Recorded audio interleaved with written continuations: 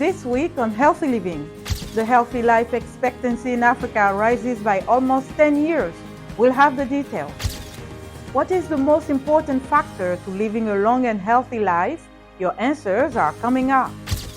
And an engineer in Kenya helps deliver medicines safely in the most remote areas using solar power. Plus, the World Health Organization renames variants of the virus Monkeypox. We'll have these stories and more in this edition of Healthy Living.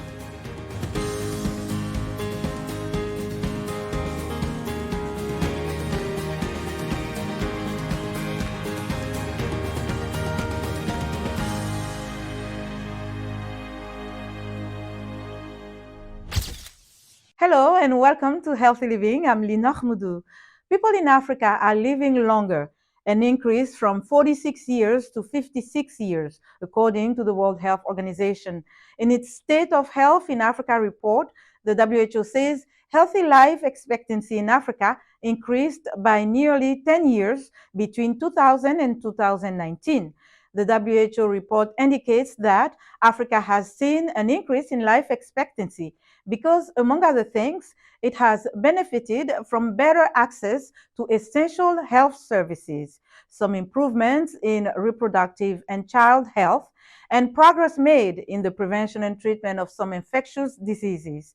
However, the expert cautioned against a significant increase in non-communicable diseases such as diabetes and hypertension.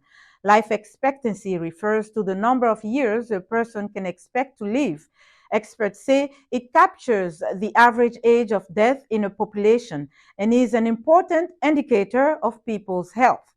According to studies, the two key factors influencing lifespan are genetic makeup and lifestyle decisions. Locations with the highest life expectancy in the world include Hong Kong at 84.9 years, Japan with a life expectancy of 84.7, and Switzerland with an average life expectancy of 83.8 years.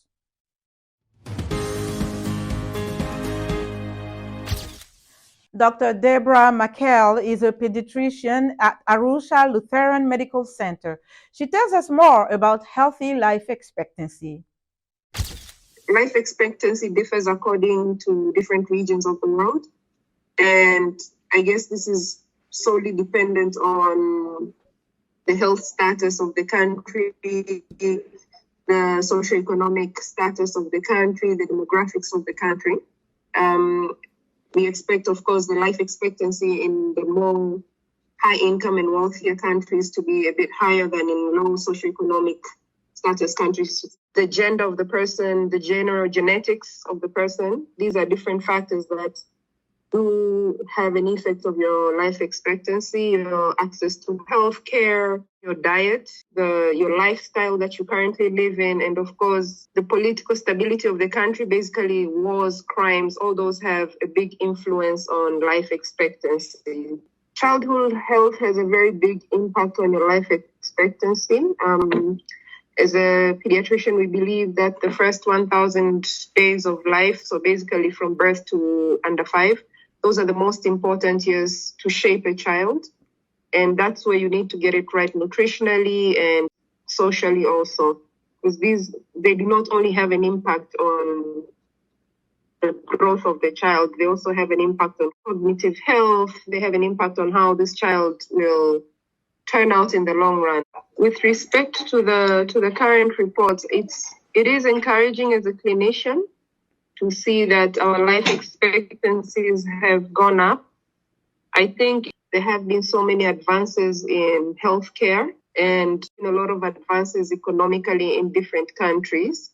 We're now having a population that is growing into adulthood. We're having a population that is growing into 80s, 90s, 100s. We don't have much investment in hospice or palliative care or old age homes. People grow into old age, but now what do we do with these people into old age? We know old age has got a lot of risks factors associated with it.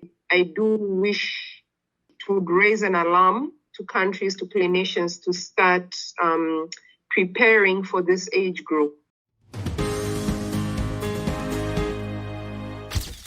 Experts say medical advancement and breakthroughs are allowing people to live longer and healthier.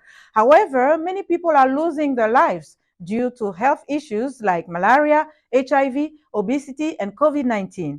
Are people in Africa living longer compared to the older generations? What do you think is the most important factor to living a long and healthy life? Here are some reactions from Nigeria. With the whole what diseases you have said, with all these upcoming coming up diseases, pandemics, I don't think we have this generation have longer life expectancy. Many women used to die of a child labor, and their children used to die of so many diseases. So it has helped so much. That is, medical technology has helped so much in this area. By mere looking at what we have gone through for some time now, I think I will believe that the older generation, which is our forefathers, actually live longer than ours. We've got a shoot in different types of variants of diseases, the latest being COVID. And of course, the numbers are very clear there, how many people were cut down by the COVID-19 disease or pandemic. And if you look at the numbers, it was not so 30 years ago. We also know that back then we had diseases that were exerting their negative effects, malaria, so many others, and malaria still is prevalent in Africa today. So we have a situation where we did not properly address diseases of the past, and new ones have come to join the fray. Presently, we have a lot of medical facilities that we may not, those that came before us may not have. But the challenges those of our own generation are facing now is the accessibility of those facilities.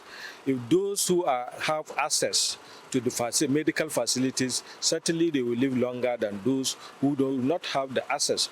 Living healthy and having a long life is that as a person, you need to do exercises. We need to eat our natural food.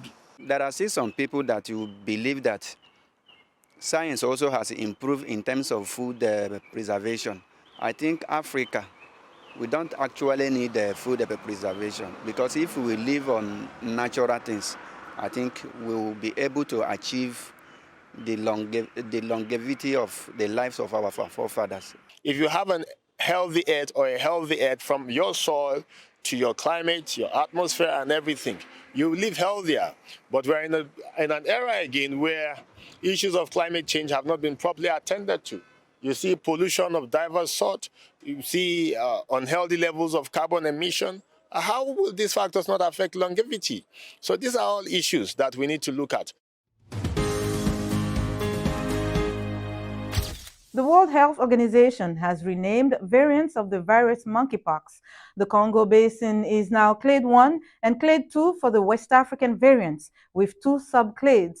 A global expert group decided on the new framing convention as part of ongoing efforts to align the names with current best practices. The WHO is also examining new names for the monkeypox virus as a whole, including the disease it causes, after concerns over potential stigmatization. In other outbreaks, researchers have detected a new virus, the Lengia henipavirus, or LayV, suspected to have infected at least 35 people in eastern China. They believe it may have spread directly or indirectly to people from shrews, small mole-like mammals found in a wide variety of habitats between 2018 and 2021. Symptoms have appeared to be mostly mild and include fever, fatigue, cough, loss of appetite, muscle aches, nausea, and headache. A small proportion of patients have presented potentially more serious complications, including pneumonia, with no reported death. Scientists say the finding supports the long-standing warning that animal viruses are regularly spilling undetected into people worldwide.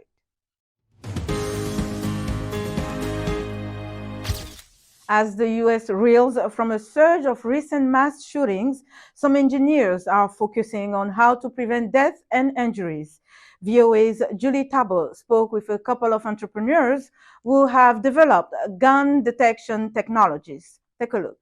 We are disgusted. While the country is divided about gun rights and gun control laws, the recent mass shootings in a school, a supermarket, and at a community parade have put a spotlight on some technology that may help reduce gun deaths. I saw people were doing facial recognition technology, and I was like, what if we use existing security cameras to detect guns?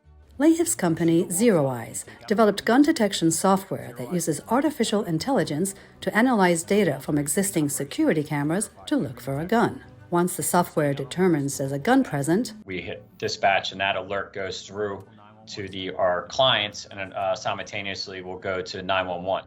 Rancocas Valley Regional High School in New Jersey was the first to implement the software. The school conducted an active shooter drill with the technology, which led them to the armed person in about 90 seconds, half the time it took in the same drill without the technology. In these situations, it's all about minimizing the time, which minimizes casualties. For large public venues, some have turned to Evolve Technologies gates that have scanners that use millimeter wave sensors and other technology that can detect guns and other weapons quickly. We use advanced technology like artificial intelligence to find and discriminate between a phone and a firearm, for example. There have been more than 300 mass shootings in the U.S. so far this year. While these technologies can't guarantee the prevention of more shootings, they're among efforts to keep public spaces safe.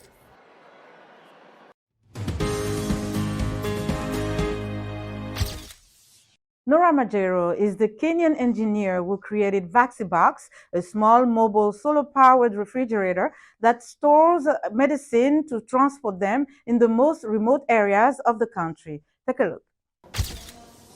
This solar-powered fridge was initially meant to help farmers preserve their produce, but the CEO of Drop Access says the pandemic made them rethink their focus. So I have a bit of experience working in rural communities trying to provide clean energy solutions, and I started by working with farmers by providing them solar pumping solutions. Then afterwards they decided to start asking for solar cold storage solution. So my team and I sat down to design an ideal solar refrigerator that is good for storing milk and poultry products. And during that time, before we launched fully into the market, COVID hit, and that's when we decided to pivot our solution to target the healthcare system. 2 units have been assembled, one in Usungu and another in Makueni County. So after Vaxibox setting in, at least we are unable to immunize on daily basis. We are no longer scheduling. When a client comes, we don't postpone or tell him or her to go back home. So we are doing it on daily basis. Again, we are sure the range of temperatures we are using are correct, because the fridge tag is there and it's monitoring the temperatures are in the right range. Real-time monitoring is done through a cold chain solutions provider in Nigeria using IoT, or Internet of Things. The fridge uses solar energy and the solar energy production units for the off-grid energy through another company called PEG. And also it's saving the environment. I mean, the fridge is solar powered, and it's just reducing the amount of fossil fuels that will have been used to keep vaccines cold, and in turn we ensure that we increase the renewable energy technologies that are being used in the healthcare space. The WHO Director General says more effort needs to be made to reach remote areas. Majero says, challenge accepted. Looking at the future, we want to onboard as many more investors to come in and work with us, so that we build our own production workshop that will allow us to produce more Vaxibox units and serve our growing wait list. But then also we just want to get pre-qualified by WHO and get their certification. And this move will also enable us to sell as many Vaxibox units as we can, and literally any place within the continent. That's our show for today. For more health news, wellness tips, and medical breakthroughs, stay connected to Voice of America at voaafrica.com. Be sure to follow me on Twitter at Linochmudu. And thank you for joining us. Until next time, stay well and strive to make every day a healthy day.